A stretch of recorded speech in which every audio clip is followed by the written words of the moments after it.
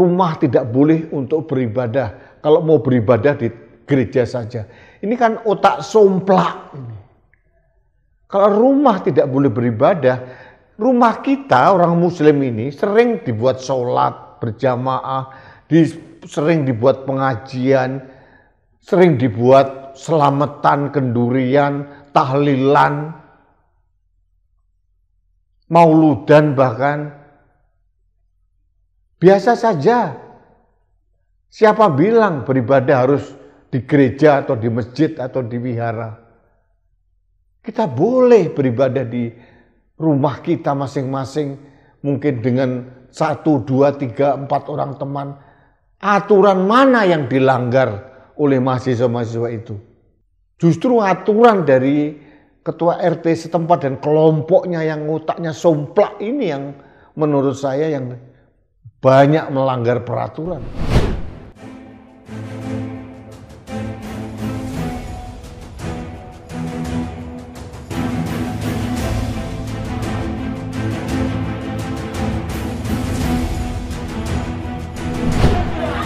Sudah.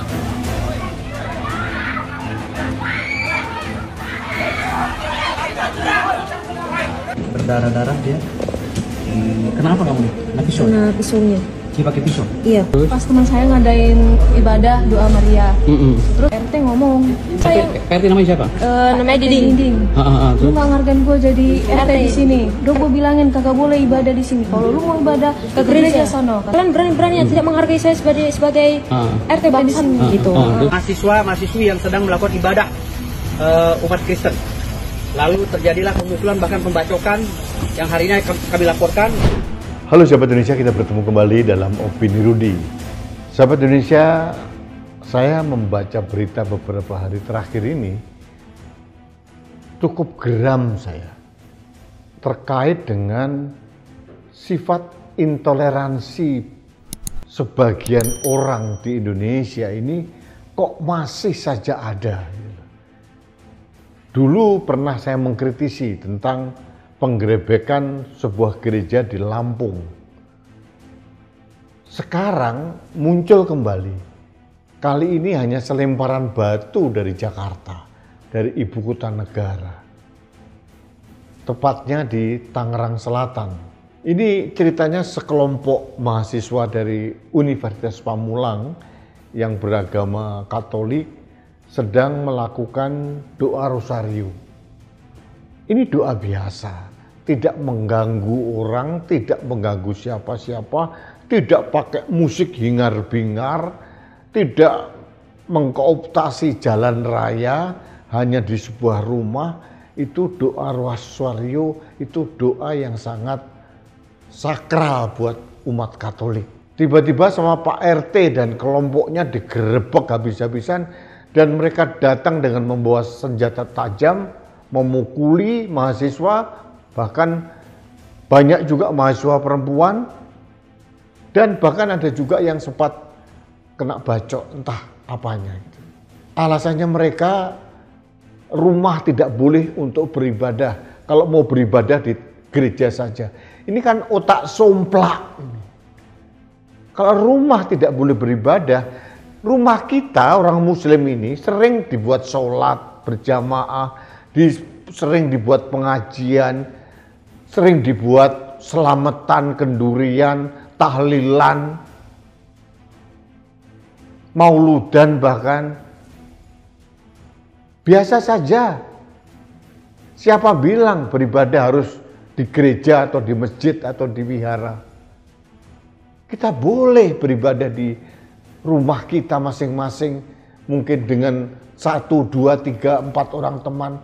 Aturan mana yang dilanggar oleh mahasiswa-mahasiswa itu? Justru aturan dari ketua RT setempat dan kelompoknya yang otaknya somplak ini yang menurut saya yang banyak melanggar peraturan. Itu melanggar hak asasi manusia, melanggar hak suatu kelompok untuk memeluk agama dan menjalankan ibadah agamanya, melanggar konstitusi. Saya nggak tahu nih pertimbangannya apa.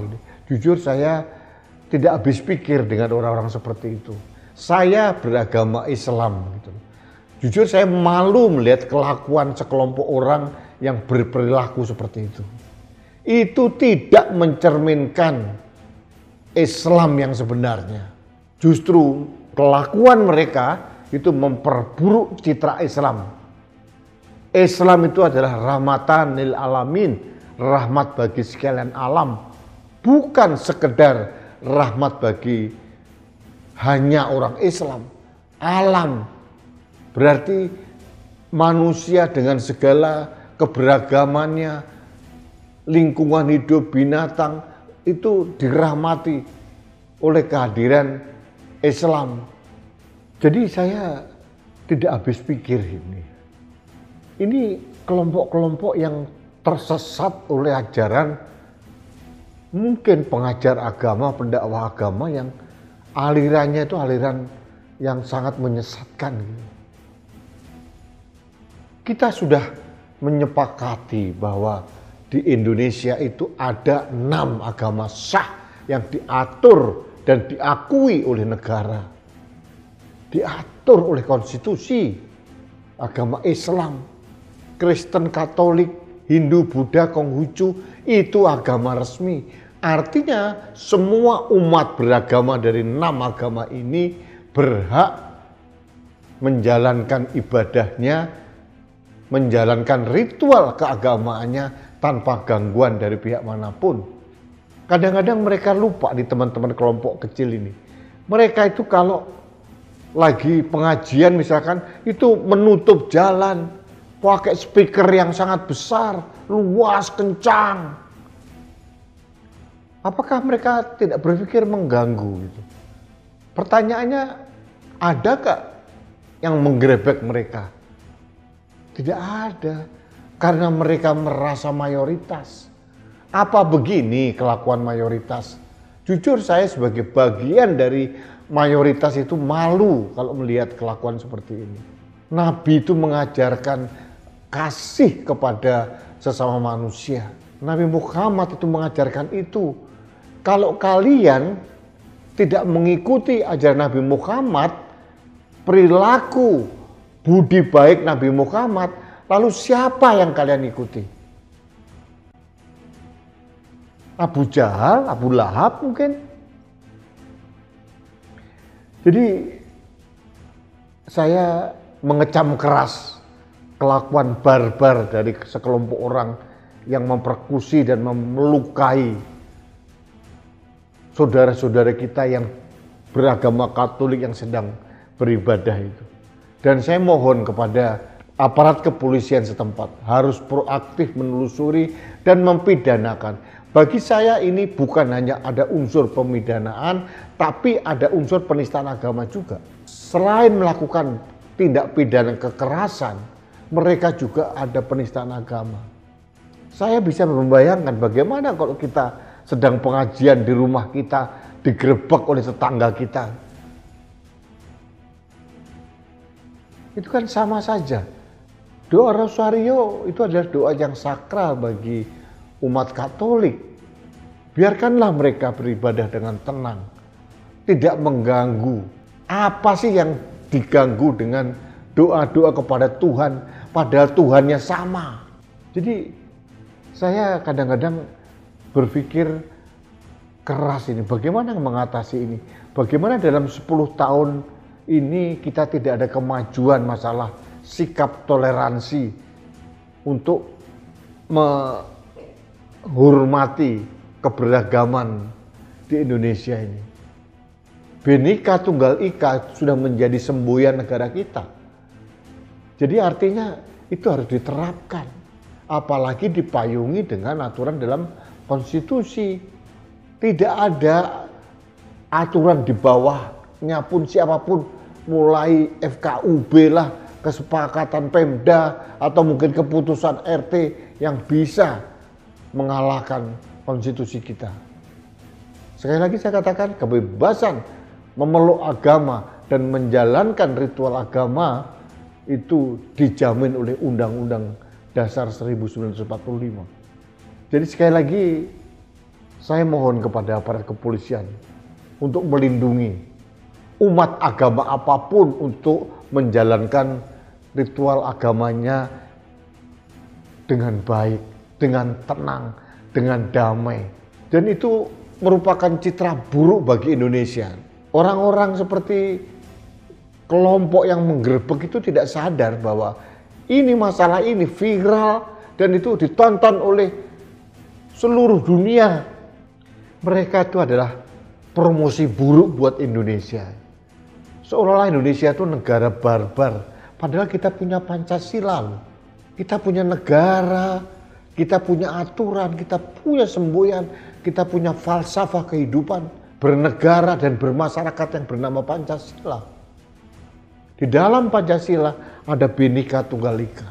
Itu harusnya menjadi patokan bagi siapapun, termasuk ketua RT, termasuk orang-orang itu. Jadi sekali lagi, mudah-mudahan saya berharap aparat kepolisian tegas, tidak mengakomodasi suara orang mayoritas. Mayoritas kalau salah katakanlah salah. Jangan akan menjadi presiden buruk kalau itu dibiarkan, itu akan dijadikan referensi buat orang melakukan hal yang sama. Itu promosi buruk buat Indonesia, promosi buruk juga buat agama Islam. Agama Islam, kemuliaan Islam itu karena kita menghormati kedamaian, kita menghormati perbedaan. Jadi sekali lagi saya mengecam keras kelakuan sebagian orang yang otaknya tidak berpikir panjang, dan saya mohon maaf.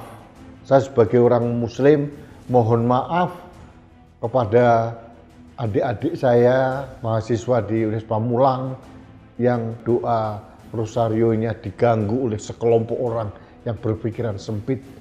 Mudah-mudahan adik-adik semua atau seluruh umat Katolik, Kristen, Hindu, Buddha, Konghucu itu tetap mempunyai keyakinan bahwa apa yang dilakukan oleh sekelompok orang oknum di Tangerang Selatan itu tidak merepresentasikan umat Islam yang sebenarnya. Ajaran Islam tidak pernah mengajarkan kekerasan. Sekali lagi saya katakan, Islam itu adalah rahmat bagi sekalian alam. Jadi kalau mereka tidak mengikuti apa yang dituntunkan oleh Nabi besar Muhammad SAW, mereka itu berarti yang tersesat. Jadi sekali lagi saya mohon maaf, dan terakhir saya sekali lagi bermohon kepada aparat kepolisian untuk tegas bertindak. Jangan sampai kelakuan buruk itu dibiarkan, permisif, nanti akan dilakukan kembali dan itu akan mengganggu kondisi kehidupan beragama kita yang sebetulnya tidak ada masalah apa-apa. Kita saling menghormati satu sama lain. Agamaku, agamaku, agamamu, agamamu. Jalankanlah dengan baik-baik. Kita seperti rel kereta. Rel kereta itu tidak menyatu, tapi mengarah pada tujuan yang sama. Itu harusnya menjadi pegangan oleh semua pihak, termasuk aparat kepolisian untuk menegakkan semua peraturan dan konstitusi dalam melindungi masyarakat Indonesia dalam menjalankan ibadah agamanya. Itu harapan saya. Baiklah sahabat Indonesia, terima kasih Anda telah mengikuti Opini Rudi. Kita bertemu kembali dalam Opini Rudi selanjutnya. Salam satu Indonesia, salam Pancasila, salam Indonesia yang bertoleransi. Saya Rudi SKP.